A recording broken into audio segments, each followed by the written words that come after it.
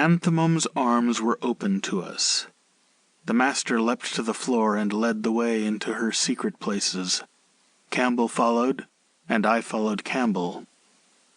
"That's some weird cat you got," he said. "Tell me about it." He led me on a tour through the place, showing me this and that, admitting that he didn't know much about what might be interesting and what might not, and pointing out the little neon orange tabs on pieces that he intended to keep. We, or I as Campbell put it, were free to take anything else. I was to move everything that looked interesting into the garage, and we'd dicker.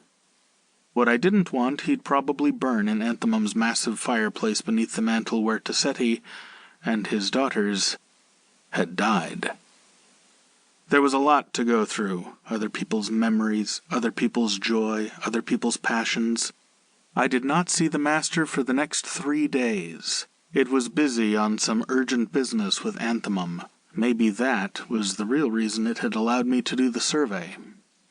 I drove to and from in the evening, as I was obliged. I slept on my cot in the cold back office, and I ate my breakfast from the government surplus cans that came irregularly throughout the year.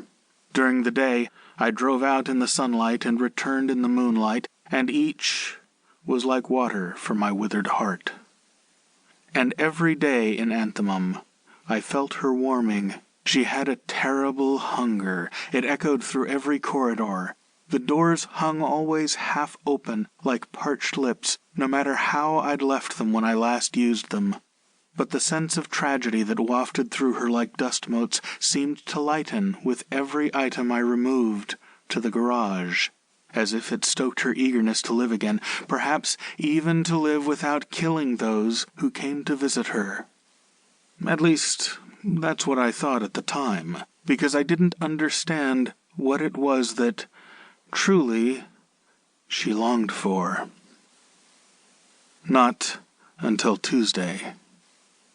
I was sorting through the contents of a chest of drawers in her utility room when I heard the master's call, the short, insistent meow followed by the demonic whisper, "Come here, bondsman." It didn't say where, but from the mewling I judged it had found its way into the basement. I found it there, in the dim room smelling of creosote and old turpentine, curled up in Campbell's lap.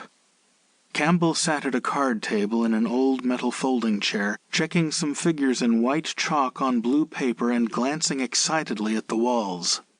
I followed his gaze, and I could see why.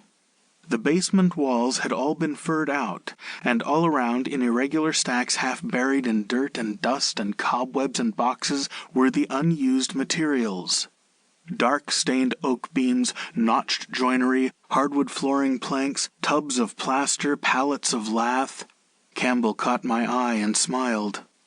"Look at this!" I did. It was a blueprint to finish the basement as a large entertaining space with French doors spilling the partygoers out into the back garden. Yes, there were plans for finishing the garden as well. Looks like Tosetti's daughter didn't finish the place after all.